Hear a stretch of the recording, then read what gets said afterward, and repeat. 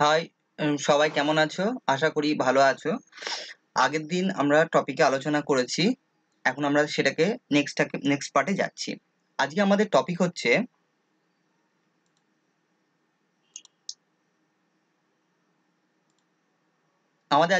হচ্ছে যে ট্রান্সফরমারের ভেরিয়াস যে পার্টস গুলো আছে আর তাদের যে ফাংশন গুলো সেগুলো নিয়ে আজকে আমরা জানবো। ট্রান্সফরমার বলতে আমরা এখানে অবশ্যই কোনো ছোট ট্রান্সফরমারের কথা বলছি না। আমাদের ডিস্ট্রিবিউশন, ট্রান্সমিশন, ঠিক আছে, জেনারেটিং সাবস্টেশনের যে ট্রান্সফরমার গুলো থাকে যেগুলো বড় বড় আকারের হয়, ঠিক আছে, বিভিন্ন কমার্শিয়ালি বিল্ডিং হোক, কমার্শিয়াল জোন হোক, বা তোমার লোকালিটিতে হোক, তোমার সিটির ভেতরে হোক, তোমার পাড়ায় যে ট্রান্সফর্মার গুলো থাকে সেগুলো অনেক বড় সাইজের হয়। সেগুলোকে ইন জেনারেল আমরা কি বলি? পাওয়ার পাওয়ার ট্রান্সফর্মার, তাই তো? তো এখন এই পাওয়ার ট্রান্সফর্মার কিভাবে গঠিত হয়, ওর কি কি যন্ত্রপাতি থাকে ওতে, ঠিক আছে, কি কি মেশিনস থাকে ওর ভেতরে, সেগুলো আমরা জানবো। যে অংশগুলো দ্বারা তৈরি সেটা জানবো। তো এটা তোমাদের পেজ নাম্বার হচ্ছে, দেখো, 266 নম্বর পেজে তোমাদের এটা আছে। তো এখন আমরা যেটা ডিসকাস করব সেটা হচ্ছে ডিস্ট্রিবিউশন লেভেল। ডিস্ট্রিবিউশন লেভেল মানে যেখান থেকে ইলেকট্রিসিটিটা বিভিন্ন বিভিন্ন বিল্ডিং হোক, বিভিন্ন ঘরে হোক, কোনো দোকানে হোক, কমার্শিয়াল জোন হোক, সেখানে পৌঁছে দেওয়া হয় যে ট্রান্সফর্মার থেকে ইলেকট্রিসিটিটা নিয়ে। সেই ট্রান্সফর্মারটাকে কি বলে? না, ডিস্ট্রিবিউশন ট্রান্সফর্মার, ঠিক আছে। আবার বড় বড় সাবস্টেশনেও একটা ডিস্ট্রিবিউশন ট্রান্সফর্মার থাকে, যেখান থেকে বহু দিকে লাইনকে বিভিন্ন গ্রাম হোক, বিভিন্ন শহরে, বিভিন্ন অংশের দিকে হোক, আমরা কি করি? ইলেকট্রিসিটিটাকে পাঠিয়ে দিই। সেখান থেকে আরো ভোল্টেজটাকে কমিয়ে আমরা অন্যান্য ট্রান্সফর্মারের সাহায্যে সেগুলোকে কি করি? আরো ফার্দার ডিস্ট্রিবিউট করি, ঠিক আছে। তো এখন আমরা ডিসকাস করছি ডিস্ট্রিবিউশন ট্রান্সফর্মারের বিভিন্ন পার্টগুলো নিয়ে। তো দেখো, তোমাদের বইয়ে যে ছবিটা আছে, আশা করি এই ছবিটা থেকে তোমরা বুঝতে পারছো কিছুটা। যদি না বুঝতে পারো, আমি তোমাদের লেসনের শেষে আরো অনেক ছবি পাঠিয়ে দেবো ট্রান্সফরমারের, ঠিক আছে। তোমরা ইন্টারনেটে সার্চ করলেও এটা পেতে পারো, ঠিক আছে। অনেক ছবি তোমরা ইন্টারনেট থেকেও পাবে। তো আমরা যে সমস্ত এলিমেন্ট গুলো এখানে থাকে সেটা কি থাকে দেখো, একটা বড় ট্যাঙ্ক মতন থাকে, স্টিলের একটা ট্যাঙ্ক থাকে, ঠিক আছে। ইন জেনারেল আয়রন বা স্টিল দিয়ে তৈরি করা হয়। তো স্টিলের একটা বড় ট্যাঙ্ক, চার চৌকো আকারে। এখানে ছবিতে তোমরা ট্যাঙ্কটাকে দেখতে পাচ্ছ কিনা জানি না। এই যে টোটাল যে চার চৌকো করা জায়গাটাকে একটা ট্যাঙ্ক মতন, ঠিক আছে। এটা একটা বড় ট্যাঙ্ক, এর গায়ে অনেক জিনিসপত্র লাগানো আছে। এই যে পাইপ গুলো লাগানো আছে, এখানে একটা বক্স আছে, তো অনেক জিনিসপত্র আছে। তোমরা এই ছবিতে একদমই ঠিক মতন ভাবে কিছু বুঝতে পারছো না। তা আমি দেখছি, আমি যদি কোনো ছবি পারি তো তোমাদেরকে আমি সেটা দিয়ে পাঠিয়ে দেবো, ঠিক আছে। ওকে। তো একটা স্টিলের ট্যাঙ্ক থাকে। এই ট্যাঙ্কে কি হয় না, এই ট্যাঙ্কের ভেতরেই আমরা ট্রান্সফরমারের যে ওয়াইন্ডিংটা করি, কয়েল তৈরি করি, কোরের ভেতরে যে লোহার আয়রন কোর, সেই কোরের গায়ে আমরা কি করি? ট্রান্সফরমারে ওয়াইন্ডিং করি। তো এই ট্রান্সফরমার গুলো ইন জেনারেল 3 ফেজ হয়, ঠিক আছে। আমরা 3 ফেজ ট্রান্সফরমার ব্যবহার করি, পাওয়ার ট্রান্সফরমার। এই 3 ফেজ ট্রান্সফরমারের যে ওয়াইন্ডিং, 3 ফেজ ওয়াইন্ডিং সমেত যে কোর, সেটা কি হয়? সেই জিনিসটাকে এই ট্যাঙ্কের ভেতরে আমরা বসিয়ে দিই, ঠিক আছে। তাহলে ওই কয়েল, ওই জিনিসগুলো অ্যাটমসফিয়ারের সংস্পর্শে আসে না, সাইব ওটা সিল হয়ে যায়, ট্যাঙ্কের ভেতরে চলে যায়। ট্যাঙ্কের উপরে একটা ঢাকনা আছে, সেটাও দিয়ে দিই। তো এটা হচ্ছে ইন জেনারেল কাজ। তোমার দেখো স্টিল ট্যাঙ্ক সম্পর্কে কি বলেছে? It is fabricated MS still plate, মানে মাইল স্টিলের প্লেট দিয়ে এটাকে কি করা হয়? ট্যাঙ্কটাকে তৈরি করা হয়। তাই use for housing the core, দেখেছো? কোরটাকে ধরে রাখার জন্য এটাকে ব্যবহার করা হয়। Windings and for mounting various accessories, দেখেছো? আরো অন্যান্য যে সমস্ত জিনিসপত্রগুলো আছে সব কিছুকে এর গায়ে সেট করা হয়, ঠিক আছে। তাহলে ট্যাঙ্কটা একটা বড় জিনিস, যাকে বেস করে টোটাল ট্রান্সফরমারটা আমরা তৈরি করি, ঠিক আছে।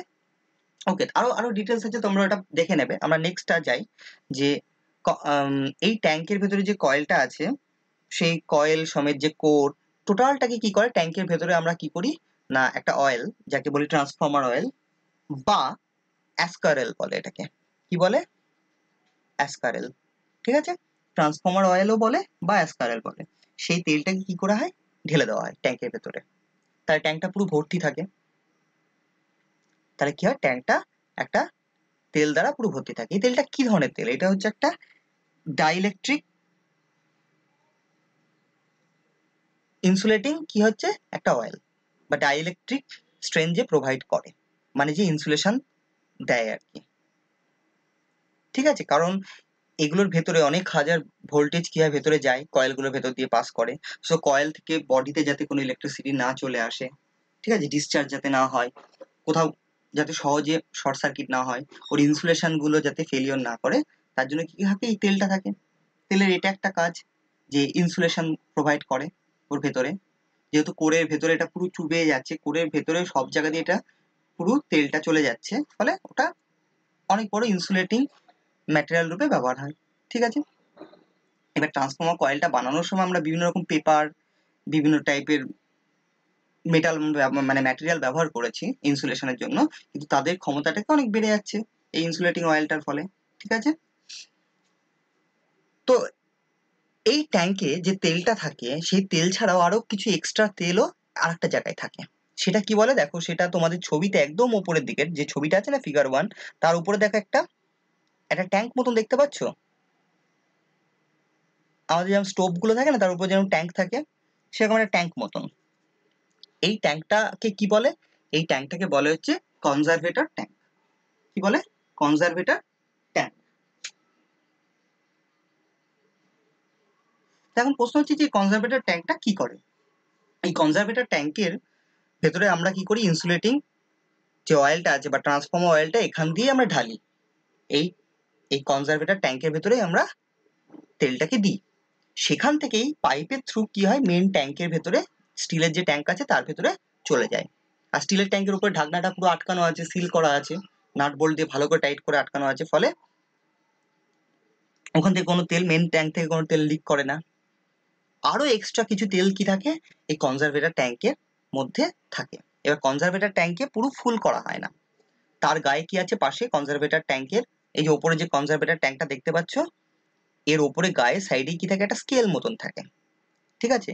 কনজারভেটর ট্যাঙ্কের গায়ে কি থাকে, একটা স্কেল মতন থাকে বা একটা গেজ থাকে, যেখানে আমরা কি করতে পারি না, অয়েলের কতটা অয়েল আছে ওই ট্যাঙ্কের ভেতরে সেটা দেখতে পারি ওই অয়েল গেজটা দিয়ে, ঠিক আছে? তো এটা ধরো হাফ বা তার বেশি পরিমাণ একটু আমরা কি থাকি, ভর্তি করে রাখি তেলটা দিয়ে। আর মেন ট্যাঙ্কটা সম্পূর্ণ ভর্তি হয়ে গেছে, ঠিক আছে? নিচে যে মেন ট্যাঙ্কটা আছে, সেই মেন ট্যাঙ্কটা ফুললি ভর্তি হয়ে যায়। আর উপরের ট্যাঙ্কে প্রায় অর্ধেকের বেশি পর্যন্ত আমরা কি করি না, ওই ট্রান্সফর্মার অয়েলটা দিয়ে ভরে রাখি। সম্পূর্ণ ভর্তি করি না, তার কারণ আছে, আমরা পরে জানবো। ওকে, তাহলে দুটো জিনিস জানলে, একটা স্টিল ট্যাঙ্ক আর একটা হচ্ছে কনজারভেটর ট্যাঙ্ক।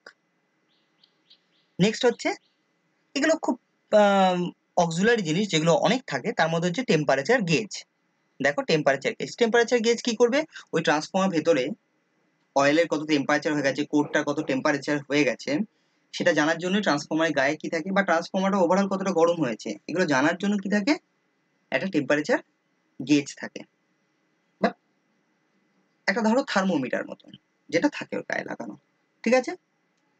তো ট্রান্সফর্মারে কত টেম্পারেচার হয়, ম্যাক্সিমাম কত টেম্পারেচার পর্যন্ত ট্রান্সফর্মার অয়েলটা গরম হতে পারে, এই ইনফরমেশনটা তোমরা আমাকে ইন্টারনেট থেকে খোঁজ করে আমাকে উত্তরটা জানাবে গ্রুপে, ঠিক আছে? হোয়াটসঅ্যাপ গ্রুপে। এটা তোমাদের কাজ, যে ট্রান্সফর্মার অয়েলের তেলের টেম্পারেচার ম্যাক্সিমাম কত দূর পর্যন্ত ওঠানো হয়, তার থেকে বেশি হয়ে গেলে অবশ্যই কি করি, আমরা ট্রান্সফর্মারটাকে বন্ধ করে দিই, ঠিক আছে? বা কেন হচ্ছে সেই কারণটা খুঁজে বার করার চেষ্টা করি, ওটা ওভারলোডের জন্য হতে পারে, কোথাও শর্ট সার্কিটের জন্য হতে পারে, ঠিক আছে? ওকে, নেক্সট যে জিনিসটা আছে সেটা হচ্ছে টেম্পারেচার গেজ হয়ে গেল, এবার কুলিং টিউব। দেখো এই কুলিং টিউবটা অনেক বড় জিনিস। এখানে আমাদের বইয়ে ছোট আমরা কি দেখতে পাচ্ছি, এই যে দেখো গায়ে পাইপ লাগানো আছে না, দেখো এটা যে ট্যাঙ্কটা আছে না স্টিলের, সেই স্টিলের ট্যাঙ্কের ওপর দিক থেকে পাইপটা লাগানো হয়েছে, গর্ত করা হয়েছে, ওখান থেকে গর্ত করে পাইপটা লাগিয়ে আবার পাইপটা নিচের দিকে রিটার্ন করে ওই ওই ট্যাঙ্কের ভেতরে ঢুকে গেছে, মানে ট্যাঙ্কের ওপর থেকে বেরোচ্ছে, দিয়ে আবার ট্যাঙ্কের নিচের দিকে চলে যাচ্ছে, কিন্তু পাইপগুলো ফাঁপা, ঠিক আছে? এই পাইপগুলো কি করে, এই পাইপের ভেতর দিয়ে ওই অয়েলটা পাস করে। কেন না, ট্রান্সফর্মার যখন ওয়ার্কিং মোডে আছে তখন ট্রান্সফরমারটা গরম হতে থাকবে, ট্রান্সফরমারটার কয়েল গরম হবে, কোর গরম হতে থাকবে, ফলে সিম্পল অয়েলটাও গরম হবে। এবার যে কোনো জিনিস যদি অয়েল জাতীয় জিনিস বা এয়ার হয়, তারা গরম হলে কি ওপর দিকে ওঠে, তো গরম তেলটা কি হবে এই পাইপের ওপর দিয়ে এর পাইপের ভেতরে ঢুকবে, ঢুকে পাইপের মধ্যে দিয়ে গিয়ে গিয়ে ভেতরে চলে আসবে। এবার পাইপগুলো কোথায় আছে, ট্রান্সফরমার ভেতরের দিকে আছে না বাইরে? একদম ঠিক, ট্রান্সফরমারের বাইরের দিকে আছে। তাহলে বাইরের দিকে অনেক এয়ার আছে, সেই এয়ারের সংস্পর্শে পাইপটা এসে, পাইপটা গরম হচ্ছে তেলের জন্য, তেলটা গরম, তাহলে পাইপটা গরম হয়ে যাচ্ছে। এবার বাইরে হাওয়া এয়ারের জন্য কি হচ্ছে না, পাইপটা ঠান্ডা হচ্ছে, ফলে এবার তেলটাও ঠান্ডা হয়ে যাচ্ছে, দিয়ে সেই ঠান্ডা তেলটা আস্তে আস্তে নিচের দিক দিয়ে আবার ট্রান্সফরমার মধ্যে রিটার্ন করছে। তাহলে ট্রান্সফরমারের ভিতরে কন্টিনিউয়াসলি একটা অয়েলের সার্কুলেশন চলছে, নিচের দিক থেকে তেলটা গরম হয়ে উপরে উঠছে, ওপর থেকে ওটা এই যে আমাদের যে কুলিং যে টিউবগুলো আছে, ঠিক আছে, সেই কুলিং টিউবগুলো দিয়ে কি হচ্ছে না তেলটা বাইরের দিকে বেরিয়ে আসছে, এসে ঠান্ডা হয়ে আবার ট্রান্সফরমার ভেতরে যাচ্ছে। আচ্ছা, ট্রান্সফরমার কি শুধু কুলিং টিউবই থাকে? তোমরা কতগুলো জিনিস দেখবে, সেটা হচ্ছে যে শুধু কুলিং টিউব নয়, বহু ট্রান্সফরমারের ক্ষেত্রে আমরা কি ব্যবহার করি, এক ধরনের প্লেট মতন, খুব পাতলা পাতলা প্লেট, প্লেটটার মাঝখানে ফাঁপা, ঠিক আছে, সেই প্লেটটা এত, যাকে আমরা পাখনার মতন বলি আর কি, ঠিক আছে, তো ফিন্স যাকে বলে না, অনেক ফিন্সের মতন বানানো, মোটা মোটা দুটো হোস পাইপের মতন দুটো পাইপ বাইরের দিকে বেরিয়ে এসেছে, ওপর থেকে একটা নিচ থেকে একটা, আর ওই দুটো পাইপের মাথার ওপর থেকে নিচ পর্যন্ত ওই ফিন্স গুলো এক এক করে প্লেট গুলো লাগানো হয়েছে। ওই মোটা পাইপ থেকে তেলগুলো বাইরের দিকে চলে আসে, এসে ওই ফিন্সের মধ্যে দিয়ে যাওয়ার টাইমে ফিন্স গুলো অনেক পাতলা চওড়া চওড়া হয়, তার মধ্যে তেলগুলো পাতলা হয়ে যেতে থাকে, ঠিক আছে, আর অনেক বেশি সারফেস পায় আর কি এয়ারের সঙ্গে টাচ হওয়ার। তেলগুলো কিন্তু এয়ারের সঙ্গে ডাইরেক্টলি টাচ হয় না, যেহেতু ওই ফিন্সের ভেতর দিয়ে যাচ্ছে আর ফিন্সের বাইরের দিকে অনেক এয়ার আছে, তো সেখান থেকে অটোমেটিক্যালি তারা হিটটাকে কি করে না রিজেক্ট করে দেয়, ঠিক আছে, বাইরে অ্যাটমসফিয়ারের মধ্যে দিয়ে দেয়। তো এই কুলিং টিউব ছাড়া আরো কি থাকতে পারে, কুলিং এর জন্য ফিন্স থাকতে পারে, বড় বড় হোস পাইপ থাকে যেগুলো বেরিয়ে আসে, ঠিক আছে, এই ধরনের অ্যারেঞ্জমেন্টকে আমরা কি বলি না রেডিয়েটর বলি। কি বলি, রেডিয়েটর, হ্যাঁ অনেকেই শুনেছো, ঠিক গাড়িতে থাকে, গাড়ি ইঞ্জিনকে ঠান্ডা করার জন্য। অনেকে যদি কোনোদিন কোনো বিয়ে বাড়ি বা কোনো অনুষ্ঠানে যদি যাও, সেখানে যে জেনারেটর গুলো ভাড়া হয়, সেগুলোতে দেখবে অনেক সময় কি করে, জেনারেটর ওপর থেকে জল বেরোয়, সেই গরম জলটা একটা ট্যাঙ্কের মধ্যে একটা ছোট ডাব্বা মতন রাখে, তার মধ্যে যাচ্ছে, আবার নিচ থেকে সেই ঠান্ডা জলটা নিয়ে গিয়ে ওই ইঞ্জিনের ভেতরে চলে যাচ্ছে, ফলে ইঞ্জিনটা যে প্রচন্ড গরম হচ্ছে সেটাকে ঠান্ডা করার জন্য এই যে ব্যবস্থাটা, এটা একটা একটা কিসের মতন কাজ করছে না রেডিয়েটরের মতন কাজ করছে। ট্রান্সফরমারে কি থাকে, এরকম একটা রেডিয়েটরের ব্যবস্থা থাকে।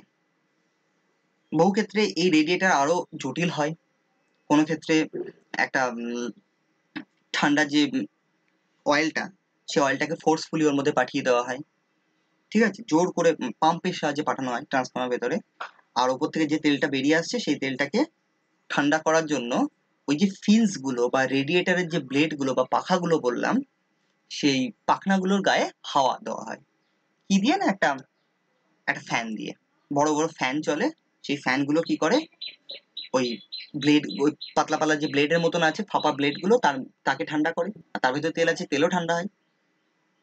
ওকে, তাহলে এয়ার ফোর্সের সাহায্যে আমরা কি করি, ঠান্ডা করি। তো অনেক রকম মেথড আছে, যত বড় ট্রান্সফরমার তত বড় বড় এর ব্যবস্থাটা থাকে, তো ট্রান্সফরমার তেলটাকে ঠান্ডা করার জন্য, ঠিক আছে। ওকে, নেক্সট টপিক আমরা যাচ্ছি। তাহলে কুলিং টিউবস হয়ে গেল, এটা মোটামুটি একটা বড় জিনিস আমরা দেখতে পারলাম, এছাড়া আরো অনেক জিনিস বলেছে, কিন্তু তার আগে আমরা চলে যাব হচ্ছে আরো কিছু ডিটেলিংসে। দেখো, ট্রান্সফরমার যে উপরে ওপরটা দেখতে পাচ্ছ না, এটা ওপরের প্লেটটা, এই ওপরের প্লেটেই একটা পাইপ মতন ওপর প্লেট থেকে বার করা হয়, ওই পাইপটা একটু বেঁকে 45 ডিগ্রি অ্যাঙ্গেল করে নিচের দিকে মুখ করে থাকে, আর সেই পাইপের মাথায় কি আছে না, একটা ডায়াফ্রাম মতন আছে, একটা রাবারের ডায়াফ্রাম। কি বললাম, একটা পাইপটা বেরিয়ে আসছে ট্যাঙ্কের, মেন ট্যাঙ্কের ওপর থেকে বেরিয়ে এসে একটু বেঁকে আছে, ঠিক আছে, নিচের দিকে মুখ করে পাইপটা, আর সেই পাইপের মাথায় কি আছে, একটা ডায়াফ্রাম, মানে একটা রাবার মতন আটকানো আছে নাট বোল্ট দিয়ে। তো এইটাকে কি বলে না এক্সপ্লোশন ভেন্ট বলে, এক্সপ্লোশন ভেন্ট উইথ ডিসচার্জ। মানে যদি কোনোদিন ট্রান্সফরমারের ভেতরে কোনো কারণে ধরো শর্ট সার্কিট হয়ে গেল, সেখানকার তেলের ভেতরে প্রচন্ড বাষ্প, মানে আমরা যেটাকে ইয়ে বলি আর কি, গ্যাস তৈরি হওয়া, ঠিক আছে, গ্যাস ফর্ম করেছে, প্রচন্ড গ্যাস হয়েছে, বা ট্রান্সফরমারের শর্ট সার্কিটের পরে যে একটা বিস্ফোরণ হচ্ছে, সেই টাইমে তেলের মধ্যে তো প্রচন্ড প্রেসার তৈরি হবে, ফলে ট্যাঙ্কটাকে ফাটিয়ে দিতে পারে। তা না, সেটা না হয়ে, যাতে সেটা না হয় তার জন্য আমরা কি করেছি, ওর উপরে যে পাইপটা আছে সেই পাইপের মাথায় একটা ডায়াফ্রাম লাগানো আছে, সেই ডায়াফ্রামটা বরঞ্চ ফেটে যাবে, ফেটে গিয়ে তখন হু করে তেলটা ওর থেকে বেরিয়ে যাবে ট্রান্সফরমার থেকে, ঠিক আছে। তো ট্রান্সফরমারের মেইন ট্যাঙ্ককে আর টোটাল অ্যারেঞ্জমেন্টটাকে সেফটির জন্য এটা বানানো হয়েছে। তো এটাকে কি বলে, এটাকে বলে হচ্ছে, দেখো তোমাদের এক্সপ্লোশন ভেন্ট 4 নম্বর ইয়েতে লেখা আছে, স্টিল ট্যাঙ্ক, কনজারভেটর ট্যাঙ্ক, তারপরে কি টেম্পারেচার গেজ, এক্সপ্লোশন ভেন্ট, হয়ে গেল। কুলিং টিউব আমরা জানতে পেরেছি। ওকে, নেক্সট এবার আমরা কি জানবো, বুশিং টার্মিনালস। বুশিং টার্মিনালস এগুলো কি?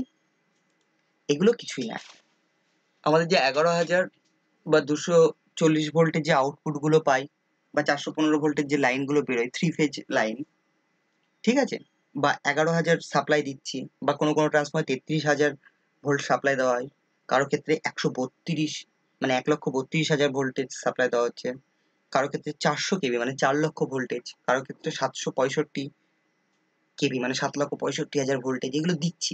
ট্রান্সফর্মার ভেতরে এমনি একটা সরু প্লাস্টিকের পিভিসি দেওয়া তার দিয়ে তো আর ট্রান্সফর্মার ভেতরে দিয়ে দিতে পারবো না, কারণ ওগুলো অতটা ইনসুলেটার, ওর অত ইনসুলেটিং ক্যাপাসিটি নেই, ঠিক আছে, ওরা ধরে রাখতে পারবে না। তো ট্রান্সফর্মারের ভেতরে, কয়েলের ভেতরে ইলেকট্রিসিটিকে পৌঁছানোর জন্য বাইরের থেকে যার সঙ্গে কানেকশন করা হয় কেবিলসগুলোকে, সেই যে একটা কিসের মতন দেখতে, একটা চোঙ, তার গায়ে দেখবে অনেকগুলো সেই চীনামাটি দিয়ে তৈরি করা, ঠিক আছে, আমার কাছে কোনো ছবি নেই এই মুহূর্তে, আমি থাকলে পরে ডিসকাস করতাম। তো সেটা দিয়ে তৈরি হয় ছোট ছোট, তাদেরকে কি বলে, বুশ বলে, অনেকটা ব্রাউন, খুব ডিপ ব্রাউন চকলেট কালারের দেখতে হয় জিনিসগুলো, ঠিক আছে। তারা ইনসুলেটরের মতন কাজ করে, কিসের মতন কাজ করে, একটা ইনসুলেটরের কাজ করে, প্লাস তাদের মাঝখান দিয়ে কি থাকে, একটা কন্ডাক্টর থাকে, কন্ডাক্টরের মাঝখান দিয়ে কন্ডাক্টরটা ট্যাঙ্কের ভেতরে চলে যায়, ঠিক আছে। আর তাদের ওপরে কি করি, ওই কন্ডাক্টরের ওপরের মাথায় যেটা বাইরের দিকে আছে সেখানে আমরা কানেকশনটা করি, সেখানে আমরা ওয়্যারটাকে কানেক্ট করি, আর সেখান থেকে ওই ইনসুলেটরের ভেতর দিয়ে কানেকশনটা মেইন ট্যাঙ্কের ভেতরে চলে যায়, আর মেইন ট্যাঙ্কের ভেতর থেকে ওখান থেকে তার দিয়ে আমরা কি করি, আমরা ওয়াইন্ডিং পর্যন্ত কানেকশনটাকে পৌঁছে দিই। আর ভেতরের ট্যাঙ্কের ভেতরটা পুরো ধরো অয়েলে ভর্তি আছে, ফলে অয়েলটা এখানে কি করে, ইনসুলেটিং ম্যাটেরিয়াল বা ডাইইলেকট্রিক মিডিয়াম রূপে কাজ করতে থাকে। তাহলে বুঝতে পারলে, তাহলে এই বুশিং টার্মিনাল গুলো খুব ইম্পর্টেন্ট জিনিস, ঠিক আছে। ইন জেনারেল আমরা যদি আমাদের পাড়ায় বা শহরে যে ট্রান্সফর্মার গুলো আছে সেগুলোতে আমরা কতগুলো বুশ দেখতে পারবো, একটা সেট দেখতে পারবে খুব বড় বড় বুশগুলো, বুশগুলো খুব বড় সাইজের হবে, ঠিক আছে, একদিকে বুশগুলো খুব বড় সাইজের হবে, আর একদিকে বুশগুলো খুব ছোট সাইজের। যেদিকে বড় সাইজ মানে সেই দিকে বুশগুলো হচ্ছে হাই ভোল্টেজের জন্য, ঠিক আছে, ধরো আমাদের 11,000 ভোল্টেজের জন্য, ঠিক আছে, যেহেতু আমরা শহরের ভেতরে বা আমাদের গ্রামে পাড়ায় দেখছি ট্রান্সফর্মার গুলোকে, তাই এগুলো 11,000 ভোল্টেজেই কাজ করে, ওগুলো বড় সাইজের হবে। আর যেদিকে ছোট ছোট বুশ লাগানো থাকবে, ওরকম 4টে বুশ থাকবে, সেগুলো হচ্ছে ওই 415 বা 240 ভোল্টের লাইন নেওয়ার জন্য, ওখানে 4টে থাকবে, কারণ একটা নিউট্রাল আর 3টে ফেজ। আর 11,000-এর দিকে কি থাকবে, 11,000-এর দিকে 3টে বুশ থাকবে, ঠিক আছে, 3টে ফেজ দেওয়ার জন্য। তুমি যদি কোনো ট্রান্সফর্মার বানাও যে না ওদিকেও নিউট্রাল দেবে, দিতেই পারো, হয়, বহু টাইপের ট্রান্সফর্মার আছে, বহু রকমের হয়। আমরা যদি দেখি ডিস্ট্রিবিউশন লেভেলের ট্রান্সফর্মার গুলোকে, তাদের কি থাকবে, 11,000 দিকে 3টে বুশ, বড় বড় বুশ থাকবে, আর লো ভোল্টেজ সাইড এর দিকে যেখানে 415 বা 240 ভোল্ট সেদিকে কি থাকবে, সেদিকে ছোট বুশ 4টে থাকবে, 3টে ফেজ, একটা নিউট্রাল। ওকে, নেক্সট কম্পোনেন্ট, এই একদম বইয়ের ছবিটা খুবই বাজে, তোমরা ডিজিটি হোক বা এটা ইয়ে বানিয়েছে, নিমি বানিয়েছে, নিমির একদম মানে চয়েসটাই খুব খারাপ বইয়ের, এই পিকচারের একদম বাজে, যেটা কোনো ডেসক্রাইবই করতে পারছে না কোনো জিনিসকে এই ছবিতে। তোমরা ট্রান্সফর্মার অবশ্যই অবশ্যই ভেরিয়াস পার্টস অফ ট্রান্সফর্মার এইটা লিখে গুগলে সার্চ করে ছবিগুলো মাস্ট বি দেখবে, প্রত্যেকটা ছবির সঙ্গে ইন্টারনেটে অনেক ছবি দেওয়া আছে। আচ্ছা 1 মিনিট জাস্ট আমি আমি তাহলে নেওয়ার চেষ্টা করছি। আমি যদি কোনো ছবিকে এড করে নিতে পারি। ওকে, আমার রেকর্ডিং মেশিনের মধ্যে একটু সেটআপ করতে হবে। Just 1 minute. আমি করে নিচ্ছি, হ্যাঁ?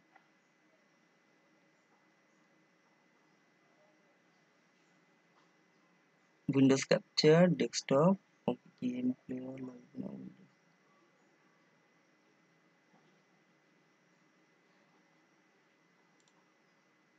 ওকে।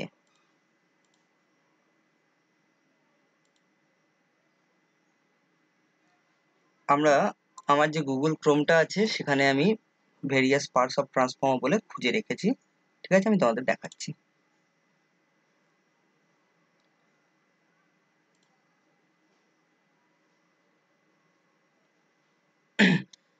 আচ্ছা, তোমাদের স্ক্রিনে তাহলে এখন আমরা ওটাকে নিয়ে আসি, ঠিক আছে? উইন্ডোজ ক্যাপচারটা বন্ধ করলাম। ওকে, তোমরা দেখতে পাচ্ছ আমার গুগল ক্রোমটা দেখতে পাচ্ছ? চলো এবার এটা কেটে দিলাম, জাস্ট মিনিট, হ্যাঁ? ওকে, দেখতে পাচ্ছ? এই দেখো, এই যে লোহার যে মেন ট্যাঙ্কটা দেখতে পাচ্ছ এখানে, লোহার যে টোটাল ট্যাঙ্ক, একটা বড় ট্যাঙ্ক। ট্যাঙ্কে দেখো একটা কাটা ক্রস সেকশন একটা ইমেজ দেখিয়েছে। এটা হচ্ছে মেন স্টিল ট্যাঙ্ক। তারপরে কি আছে, একটা বড় ট্যাঙ্ক মতন আছে আরো, যেটাকে কনজারভেটর বলে। কি বলে? কনজারভেটর। দেখো এই ছবিতে, দেখো এই যে উপরে একটা কনজারভেটর আছে, দেখতে পাচ্ছ? ওকে, যদি এই ছবিটা দেখি তাহলে আমরা কি দেখবো? দাঁড়াও জাস্ট মিনিট, ছবিটা একটু ক্লিয়ার হয়ে যাক। আমরা এখানে একটা কনজারভেটর দেখতে পাচ্ছি। ওকে, তো আমরা এই ছবিটাতে রিটার্ন আসলাম।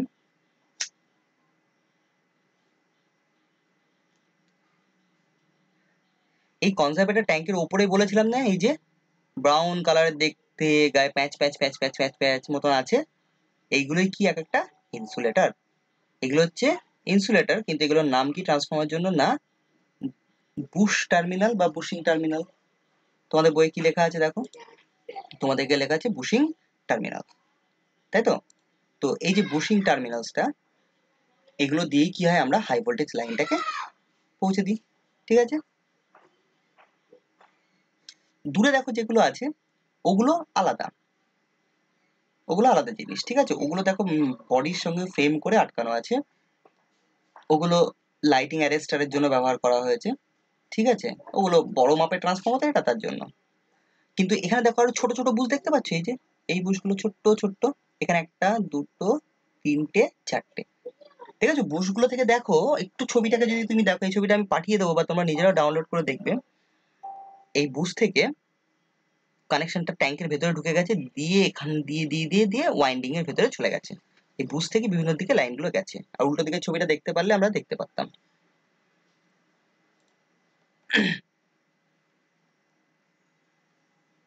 এই ছবিটা একটু ক্লিয়ার হোক, আমি দেখাচ্ছি।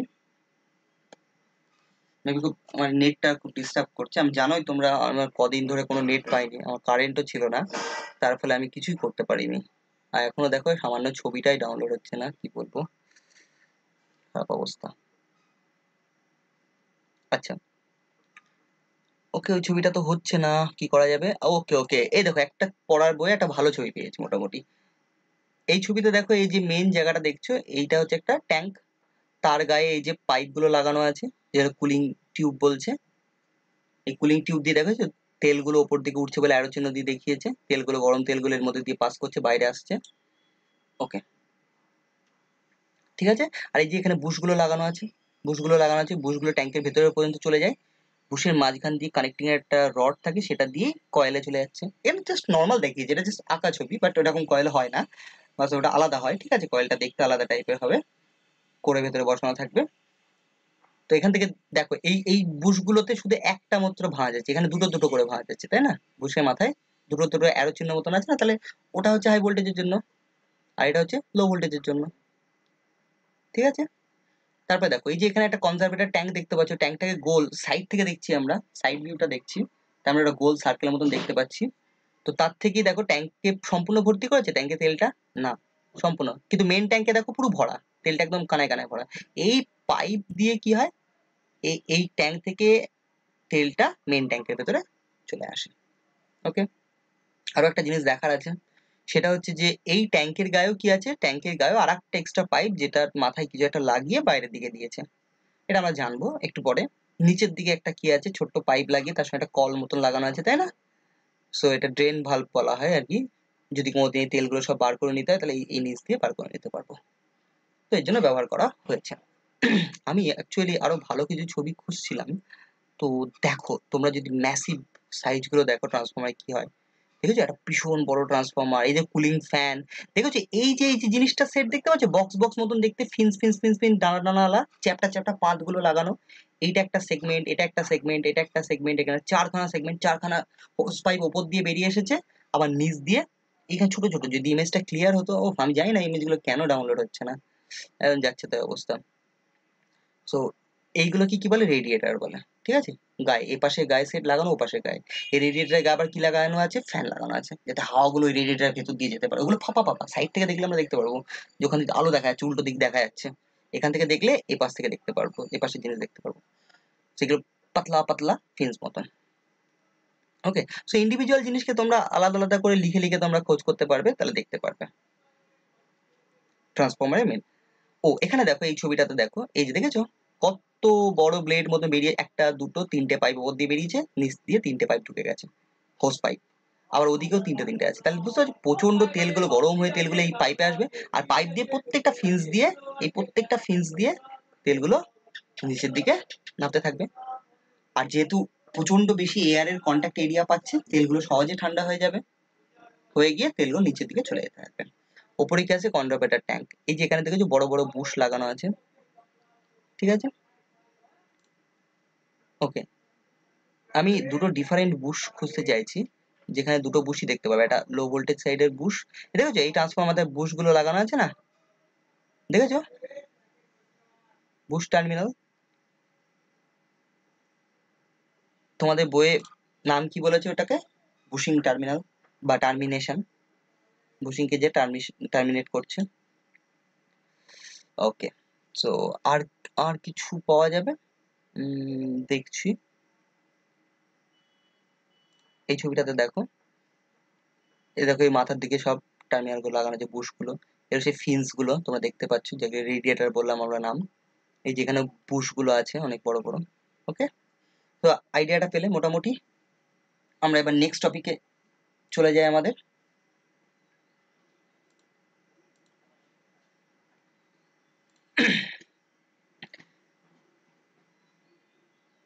সিলিকা জেল কি ব্রিথার বা ব্রেথার, যা উচ্চারণ করো, ব্রেথার বা ব্রিদার, যা খুশি বলো, হ্যাঁ? তো ব্রিথ করা মানে হচ্ছে শ্বাস প্রশ্বাস নেওয়া, নিঃশ্বাস নেওয়া, ব্রিথার বলে, ব্রিথ, ঠিক আছে? তো সিলিকা জেল ব্রেথারটা কি জিনিস? সিলিকা জেল ব্রেথারটা কি হয়, ট্রান্সফর্মার যে কনজারভেটর ট্যাঙ্ক আছে, আমরা এটা আবার সেই এগেইন আমরা কোথায় যেতে হবে আমাদেরকে, ওই ছবিতে যেতে হবে। এখানকার ছবি একদম ভালো নেই, তো গুগলে আসি, কি লিখবো, ট্রান্সফর্মারের ব্রেথার গুলো, ব্রুকোলস রিলে ব্রেথার, এবং এখানে সার্চ করে দিয়ে দিয়েছে ব্রেথার। ব্রেথার কেমন দেখতে হবে তোমরা দেখেওছো হয়তো অনেকে। ওকে ওকে ওকে ওকে ওকে, ফার্স্ট ছবি এইখানে, এই ছবিটা খুলে দেখি। ও আমার নেটের এত অবস্থা খারাপ কেন জানি না, বলো না, আমার খুব খারাপ অবস্থা, চলছে না এভাবে। তো যাই হোক, কিছুই দেখাতে পাচ্ছি না, ফালতু, ওই ছবিটা খুলছে না। ওকে, এই ছবিটাতে একটা তো খোল বাবা, খোল খোল খোল।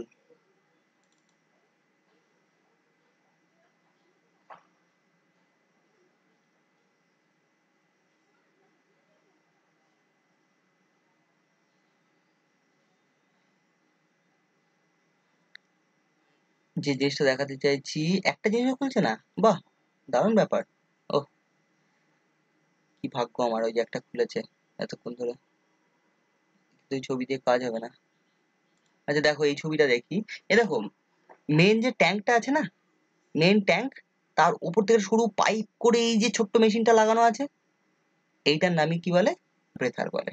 দেখেছো, এই ছোট্ট যে মেশিনটা, এটাকে ব্রেথার বলে।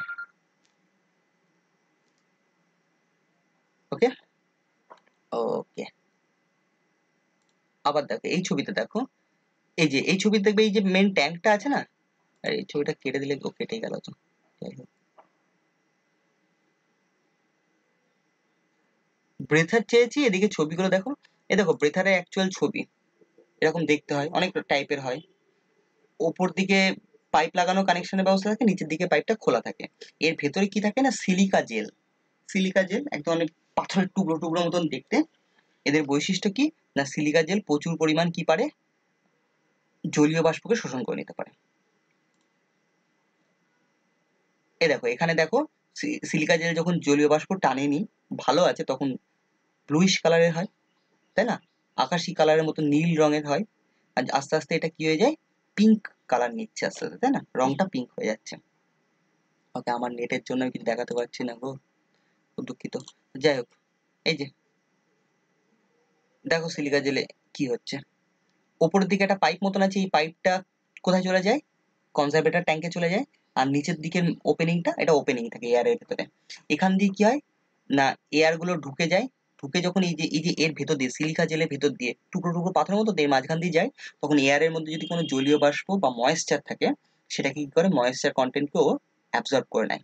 করে এটা কোথায় পাঠায় না, মেন যে কনজারভেটর ট্যাঙ্ক আছে, সেই কনজারভেটর ট্যাঙ্কের ভেতরে হাওয়াটা যেতে পারে। এবার প্রশ্ন হচ্ছে যে কনজারভেটর ট্যাঙ্কের ভেতরে এই হাওয়া যাওয়ার কেন দরকার? এটা যদি আমি ফিজিক্যালি আঁকতাম তাহলে সবচেয়ে ভালো হতো। তোমাদের একটাও ডেডিকেটেড আমি কোনো ছবি পাচ্ছি না খুঁজে, এটা দেখালে অন্তত শান্তি হয় আমার। হুম,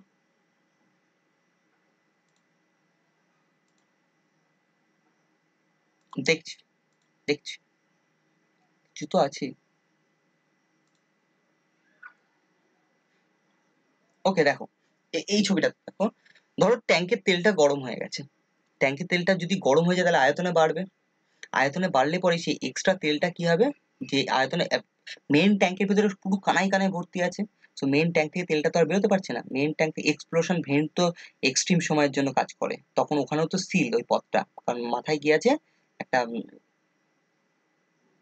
কি বললাম আমরা, একটা ভালভের মতন আটকানো আছে, একটা ডায়াফ্রাম যাকে বলেছিলাম সেটা দিয়ে আটকানো আছে। এই দেখো ডায়াফ্রাম লেখা আছে এখানে, ডায়াফ্রাম, ডায়াফ্রাম এর মাথায় আটকানো আছে। ফলে ওখান থেকে তেলটা বেরোতে পারবে না। তো তেলটা আয়তনে বাড়লে পরে এটা মেন কনজারভেটর ট্যাঙ্কের মধ্যে আবার কিছুটা তেল রিটার্ন করে চলে আসবে। ঠিক আছে? এবার মেন কনজারভেটর ট্যাঙ্কে যদি তেল চলে আসে, তাহলে উপর থেকে কি আছে, এয়ার আছে, সেই এয়ারটা তো বেরিয়ে যাওয়ার দরকার। সেই এয়ারটা যখন বেরোবে, সেই এয়ারটা ধাক্কা খেয়ে এয়ারটা কোথা দিয়ে বেরোবে, এই পথ ধরে পাইপ দিয়ে এয়ারটা বেরিয়ে যাবে হচ্ছে বাইরে। আচ্ছা, ভেতর থেকে এয়ারটা বেরিয়ে গেল কোনো প্রবলেম নেই। কিন্তু যখন ধরো রাতের বেলা ট্রান্সফরমার অনেক ঠান্ডা হয়ে গেছে, লোড কমে গেছে, তেলটা ঠান্ডা হয়ে গেছে, তখন কি হবে, আয়তনে ছোট হয়ে যাচ্ছে। ফলে আবার এই কনজারভেটর থেকে এক্সট্রা তেলটা আবার কি হবে, ট্যাঙ্কের ভেতরে চলে যাবে। এবার কনজারভেটর থেকে যখনই তেলটা মেন ট্যাঙ্কের ভেতরে যাবে, তখন কনজারভেটরের মধ্যে ফাঁকা জায়গা তৈরি হবে, ভ্যাকুয়াম। ফলে বাইরে থেকে এই ব্রেথারের ভেতর দিয়ে হাওয়াটা আবার এসে কনজারভেটর ট্যাঙ্কের মধ্যে ঢুকবে। বুঝতে পেরেছো? তো বেথার দিয়ে যখন বাইরে থেকে এয়ার আসছে, এবার মনে করো বর্ষাকাল, এটা প্রচন্ড ঝড় বৃষ্টি হচ্ছে, চারদিকে জল, ভেজা ভেজা হাওয়া সব, সেইটা যদি চলে যায়, গিয়ে সেই এয়ারটা দেখো এখান থেকে এই পথ দিয়ে গেলে পরে এয়ারটা ডাইরেক্টলি তেলের সঙ্গে কন্ট্যাক্ট হচ্ছে, তেলের সংস্পর্শে আসবে। ফলে দিন দিন তেলের কোয়ালিটি কি হয়ে যাবে, কমে যাবে। ময়েশ্চার কন্টেন্ট থাকলে পরে ধুলো বালি হতে পারে সেটা, প্লাস কি হবে, মেনলি জলীয় বাষ্প যেটা, সেটা মিশে যাবে। ফলে তেলের কোয়ালিটিটা খারাপ হয়ে যাবে। তো তার জন্য কি করা হয়েছে, আমরা এই হাওয়াটা যাতায়াতের একটা পথ বানিয়েছি। এর মধ্যে কনজারভেটর ট্যাঙ্ক থেকে বাইরে অ্যাটমসফিয়ারে, অ্যাটমসফিয়ার থেকে আবার কনজারভেটর ট্যাঙ্কে হাওয়াটা পাস করছে। ঠিক আছে? কিন্তু এই মাঝখানে কি আছে, একটা ব্রেথার নামে এই যন্ত্রটা, একটা ছোট্ট জিনিস লাগানো আছে, একটা গোল ফাঁপা টিউবের মতন, তার ভেতরে সিলিকা জেল গুলো পোড়া আছে। সেই সিলিকা জেলের ভেতর দিয়ে হাওয়াটা পাস করতে পারে। ঠিক আছে? তা যদি আরো বিস্তারিত দেখতে হয়, যে এই ছবিগুলো আছে, এই ছবিতে দেখিয়েছি যেরকম ভাবে, সো এর মধ্যে দিয়ে হাওয়াটা যায়, হাওয়াটা বেরিয়ে আসে। সিলিকা যেগুলো পাথর পাথর টাইপের দেখতে হয়, আমাদের স্কুল টুল খুললে তোমরা দেখতে পারবে। ওকে, তো এই হচ্ছে ব্রেথারের মেন কাজ। আর যদি কোনোদিন প্রচন্ড জোরে ভেতরে কিছু হয়, কয়েলের মধ্যে শর্ট সার্কিট হয়, প্রচন্ড জোরে পুড়ে যাচ্ছে কোনো জিনিস হয়তো, তখন প্রচন্ড গ্যাস তৈরি হবে। এইগুলোর জন্য যে প্রচন্ড প্রেশারটা তৈরি হয় না ট্যাঙ্কের ভিতরে, সেই প্রেশারটা কিন্তু কয়েক মাইক্রো সেকেন্ড টাইমের মধ্যে জিনিসটা হয়ে যায়, কোনো অ্যাক্সিডেন্ট বা কোনো কিছু হলে পরে। তখন কিন্তু কনজারভেটর ট্যাঙ্কের মধ্যে তেল আসার সময় পাবে না। ঠিক আছে? ফলে তখন কি হবে, এত ভেতরে প্রেশার ক্রিয়েট হবে, সেই সময় সিম্পলি এক্সপ্লোশন ভেন্ট যেটা আছে সেখান দিয়ে তেলটা ফেটে বেরিয়ে যেতে পারে, যতক্ষণ ট্যাঙ্কটা পারবে হোল্ড করতে। ট্যাঙ্কের তো অনেক ক্ষমতা আছে প্রেসার সহ্য করার, কিন্তু প্রচন্ড হয়ে গেলে আমাদের সবসময় একটা সেফটির জায়গা দরকার। যেরকম হচ্ছে আমাদের প্রেসার কুকারের ভেতরে একটা সিটি থাকে, ঠিক আছে, সিটি থাকে না? তো ওটা কেন দেওয়া হয়েছে, যে যতক্ষণের ভিতরে প্রেসার বিল্ড হচ্ছে হচ্ছে হচ্ছে হচ্ছে জল ফুটছে, বাষ্প প্রচুর তৈরি হচ্ছে, ধরে আছে, কিন্তু একটা টাইম পরে গিয়ে সিটিটা উঠে যায়। যদি ওটা না কাজ করতো তাহলে কি হতো, একসময় ঘরের ঢাকনা মাগনা সমেত উড়ে যেতে পারতো। অনেকেই দেখেছে, হয়তো অনেকে বাড়িতেই হয়েছে। তো সেই রকম একটা সিচুয়েশন থেকে বাঁচার জন্য আমরা কি করেছি, এই এক্সপ্লোশন ভেন্টটাকে আমরা ব্যবহার করেছি। ঠিক আছে, ওকে, আমরা এবার তাহলে আবার ফিরে যাচ্ছি আমাদের মেন টপিকে। আজকে প্রায় মনে হয় আমরা অনেকক্ষণ পড়িয়ে ফেলেছি। প্রয়োজন পড়লে আমরা আবার নেক্সট দিন আলোচনা করব জিনিসগুলোকে নিয়ে। ওকে, আচ্ছা, তাহলে আমরা দেখো বুস্ট টার্মিনাল বুঝে গেলাম, কুলিং টিউব সব বুঝে গেছি। এখানে শুধু আর দুটো জিনিস আছে যেটা আমাকে বলতে হবে। একটা হচ্ছে ট্যাপ চেঞ্জার, আর একটা হচ্ছে ব্রুকহোলজ রিলে। উচ্চারণটা কি হবে? ব্রুকহোলজ রিলে, ব্রুকহোলজ রিলে। ঠিক আছে, ট্যাপ চেঞ্জার আর একটা হচ্ছে ব্রুকহোলজ রিলে। ব্রুকহোলজ রিলেটা একটা বড় জিনিস, অনেক দারুণ কাজ আছে, সব জায়গায় দেখতে পাবে না, সব ট্রান্সফর্মারের গায়ে পাবে না, কিন্তু এটা খুব অসাধারণ সুন্দর জিনিস, সেটা আমরা পরে জানবো। তার আগে আমরা জেনে নিই ট্যাপ চেঞ্জার। ট্যাপ চেঞ্জার জিনিসটা কি? ট্যাপ চেঞ্জার হচ্ছে ট্রান্সফর্মারের যে মেন ট্যাঙ্কটা আছে, তার জাস্ট আমি যদি সবসময় ভালোভাবে আমার গুগলে যদি আমি ছবি দেখে করতে পারি তাহলে সবচেয়ে ভালো। এখানে আমাদের ছবিতে একদম কিছু দেওয়া নেই, আর ডেসক্রাইব যেভাবে করেছে তাতে আমরা কিচ্ছু বুঝতে পারবো না। ওকে, ডিসক্রিপশন ট্যাপ চেঞ্জার দেখি। আচ্ছা, আমার নেটটা যদি ভালো থাকতো না, আমার এখানে সত্যি নেট চলছে না ঠিক করে, আমি তো জুম বা কোনো কিছুতে ক্লাস নিতে পারবো না, এটাই ব্যাপার। সো এই দেখো ট্যাপ চেঞ্জারের ছবি চাইছি, আর কি দেখাচ্ছে। আচ্ছা বাবা, একটা জিনিস দেখে রাখো, তোমরা এই ছবিটা দেখে রাখো তো। এই ছবিটাতে কি বলেছে, এখানে একটা মেন ট্যাঙ্ক আছে, মেন ট্যাঙ্কে পাইপ দিয়ে কোথায় গেছে, কনজারভেটরে গেছে, আর কনজারভেটর থেকে হাওয়াটা বেরোনোর জন্য ব্রেথারটা আছে, ব্রেথারের মধ্যে সিলিকা জেল পোড়া আছে। ঠিক আছে, কনজারভেটর ট্যাঙ্ক থেকে একটা পাইপ অব্দি বেরিয়ে হাওয়াটা বেরোনোর পথ, আবার এই ব্রেথার দিয়ে হাওয়াটা ভিতরে ঢুকতে পারবে। কিন্তু এই জায়গাটা এরকম হবে না, অবশ্যই এই পাইপটা কি হয়, এই পাইপটা নিচ থেকে নেওয়া হয়, যাতে সবসময় তেলই যায় মেন ট্যাঙ্কের ভেতরে, মেন ট্যাঙ্কে হাওয়া যাবে না কোনোদিন, তেল যাবে। কিন্তু তার পথের মাঝখানে দেখো তো একটা ছোট্ট জিনিস করা আছে না, এই যে জিনিসটা, এটা দেখানো হয়নি কিন্তু কি জিনিস। ঠিক আছে, এইটা হচ্ছে ব্রুকহোলজ রিলে। সব জায়গায় এটা থাকবে না, কনজারভেটর আর মেন ট্যাঙ্কের মাঝখানে সব ট্রান্সফরমারে ব্রুকহোলজ রিলে থাকে না। বড় সাইজের যেখানে প্রোটেকশন খুব বেশি দরকার সেখানেই এই ব্রুকহোলজ রিলেটা থাকে। ব্রুকহোলজ রিলেটা কি, এটা আমরা নেক্সট দিন আলোচনা করব, নেক্সট টপিক আলোচনা, কালকে আলোচনা করব। ঠিক আছে, কারণ এটা বড় জিনিস, আমরা পরে জানবো। এটা প্রোটেকশন পারপাস, অ্যালার্ম দেওয়া এইসবের কাজে এই রিলেটাকে ব্যবহার করে, ব্রুকহোলজ রিলে। ঠিক আছে, কিন্তু আজকে আমরা যেটা আসছিলাম সেটা হচ্ছে ট্যাপ চেঞ্জার। ট্যাপ চেঞ্জার ওকে। ট্যাপ চেঞ্জারের কোনো ভালো ছবি পাচ্ছি না যেটা থেকে তোমাদেরকে বোঝাতে পারবো। ওকে, ট্রান্সফরমারে 11,000-এর যে ওয়াইন্ডিং গুলো থাকে না, ওয়াইন্ডিং এর মধ্যে অনেকগুলো ট্যাপ বানানো থাকে। ট্যাপ, ধরো একটা ট্যাপ লেখা আছে 10.5 কেভি, আর একটা ট্যাপ হচ্ছে 11 কেভি, আর একটা হচ্ছে 11.5 কেভি, মানে 11,500 ভোল্ট, একটা 11,000 ভোল্ট, একটা 10,500 ভোল্ট, মানে 10,500, তাই তো? সো এই ভোল্টেজের কি আছে, বিভিন্ন ওয়াইন্ডিং করার টাইমে ট্যাপগুলো বার করা হয়েছে। এবার বহু দূর থেকে ধরো ওই ট্রান্সফরমারের জন্য লাইন এসেছে, এসে দেখা যাচ্ছে ওইখানে ভোল্টেজটা কমে 10,500 মতন হয়ে গেছে। তখন আমরা কোথায় কানেকশনটা দেবো, কোন পয়েন্টে, 10,500-তে দেবো না 11,000-এর পয়েন্টে দেবো? 10,500। তো ভেতরে এই যে বিভিন্ন ট্যাপের সঙ্গে যে কানেকশনটা করে দেওয়া হয় না, যে সুইচ মতন একটা অ্যারেঞ্জমেন্ট থাকে, যেটা কি করে বেসিক্যালি ওই সাপ্লাইটাকেই ট্রান্সফর্মার ভেতরে ঢোকার পরে ওটা কয়েলের কোন অংশে যাবে, কয়েলের কোন কানেকশনের সঙ্গে গিয়ে জুড়বে, সেটাই ওখানে সুইচিংটা হয়। যে মেশিনটা দিয়ে আমরা করি, সেট আপটা বলি, যে জিনিসটা আছে তাকে আমরা কি বলি, ট্যাপ চেঞ্জার বলি। ঠিক আছে, এটা ট্রান্সফর্মার মেন ট্যাঙ্কের ভেতরে এর মেন অংশগুলো থাকে। সো ট্যাপ চেঞ্জারের কোনো ভালো ছবি আজকাল জানো তো, গুগল খুব বাজে হয়ে গেছে, গুগলের একদম কোনো কিছু জিনিস টু দি পয়েন্ট পাওয়া যায় না, আছে অজস্র জিনিস বাট কিচ্ছু ঠিক মতন পাওয়া যায় না, তুমি কিছু খুঁজে পাবো না, ঠিক টাইমে যেটা দরকার না সেটা পাওয়া যাবে না। দেখো আমি ট্যাপ চেঞ্জারই কিন্তু ওদের সিলেক্ট করেছি, ওদের এই এই যে ট্যাপ চেঞ্জারটা দেখেছো। আচ্ছা, ব্রেথারটা বন্ধ করে দিলাম, ব্রেথার বন্ধ, ট্যাপ চেঞ্জারটা অন আছে, ট্যাপ চেঞ্জার, এবার দেখো শুধু ট্যাপ চেঞ্জার দেখাচ্ছে। ওকে, কোনো ট্যাপ চেঞ্জার ঠিক মতন দেখা যাচ্ছে না। আমি যেটা খুঁজছি তোমরা বুঝবে কি করে, নাহলে এরকম ছবি দেখালে হয় নাকি?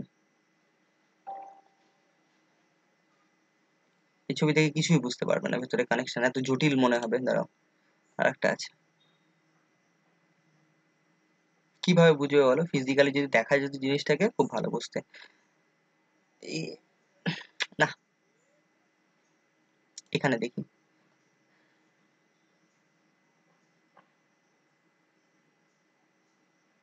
আচ্ছা দেখো, ট্রান্সফর্মার ধরো এটা একটা প্রাইমারি বা সেকেন্ডারি কয়েল আছে। ইন জেনারেল সব প্রাইমারি কয়েলের দিকে থাকে ট্যাপ চেঞ্জারটা, হাই ভোল্টেজের দিকে। ঠিক আছে, ট্যাপ চেঞ্জারের মধ্যে এখানে ট্যাপিং করা আছে না, এখান থেকে একটা ট্যাপ বেরিয়েছে, এখান থেকে একটা ট্যাপ, এখান থেকে একটা ট্যাপ, এখান থেকে ট্যাপ ট্যাপ ট্যাপ। এই ট্যাপের সঙ্গে উপর উপর ধরে একটা কানেকশন দিলাম, আর নিচে একটা যে সাপ্লাই, সেই সাপ্লাইটা এইসব জিনিসগুলোকে ছাড়বে সব। এই একটা কানেকশন নিয়ে কোনো সুইচের থ্রু যখন এখানে দিচ্ছি, তখন এই কয়েলটা, টোটাল কয়েলটা সাপ্লাই পেলো। যখন তার 2 নম্বরে দেবো, তখন নিচেরটুকু বাদ হয়ে যাবে কয়েলের। 3 নম্বরে দিলে, এখান থেকে নিউট্রাল লাইনটা নিয়ে এসে 3 নম্বরে দিলে পরে কি হবে, 2 আর 1 ওই 2 কয়েলের পোর্শন বাদ হয়ে যাবে। 6 দিলে পরে এরকম বিভিন্ন গ্রেডের ভোল্টেজের জন্য এটা বানানো। এটা মনে করো 10,000 এর জন্য বানানো। এটা 10 এটা এটা মনে করো যে কোন একটা ট্রান্সফর্মার, এটা 1000 ভোল্ট, এটা 1100, এটা 1200, 1300, 1400, 1500, 1600, 1700 ভোল্টের জন্য আছে এরকম। তো বিভিন্ন ভোল্টেজের জন্য ট্যাপ গুলো বানানো আছে।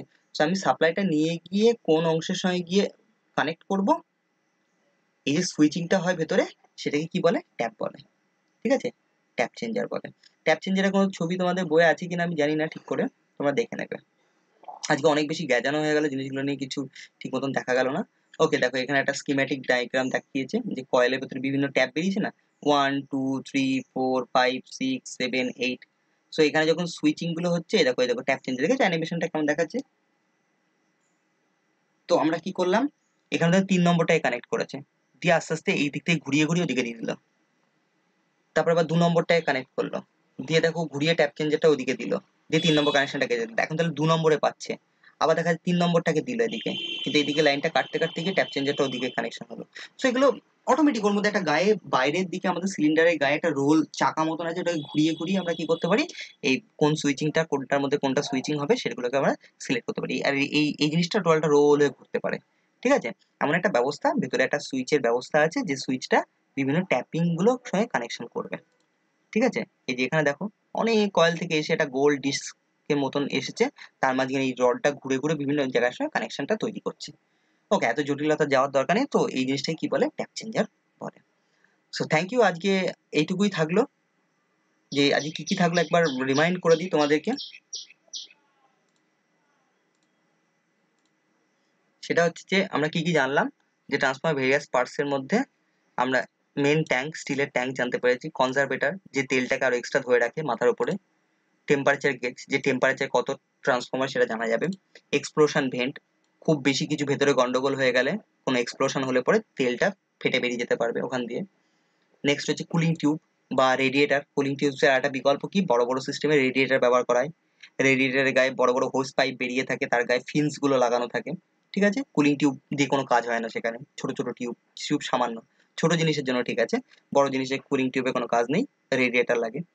আর একটা ট্যাপ চেঞ্জার, ভেতরে বিভিন্ন কানেকশন গুলো, ওয়াইন্ডিং এর মধ্যে কানেকশন চেঞ্জ করার জন্য ট্যাপ চেঞ্জার।